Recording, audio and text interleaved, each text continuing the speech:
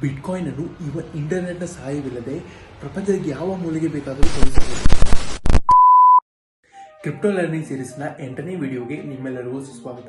ಇವತ್ತು ನಾವು hot wallet ಮತ್ತು ಕೋಲ್ಡ್ ವ್ಯಾಲೆಟ್ಗಳ ಬಗ್ಗೆ ತಿಳಿಯುವ.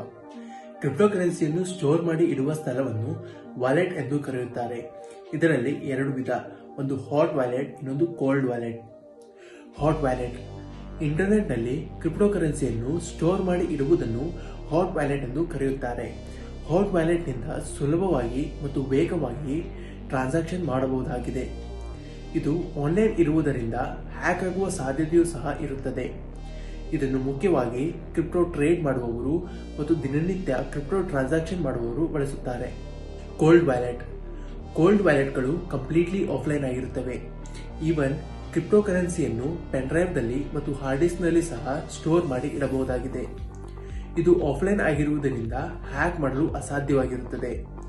ಇದನ್ನು ಮುಖ್ಯವಾಗಿ ಲಾಂಗ್ ಟರ್ಮ್ ಇನ್ವೆಸ್ಟರ್ಸ್ ಉಪಯೋಗಿಸುತ್ತಾರೆ.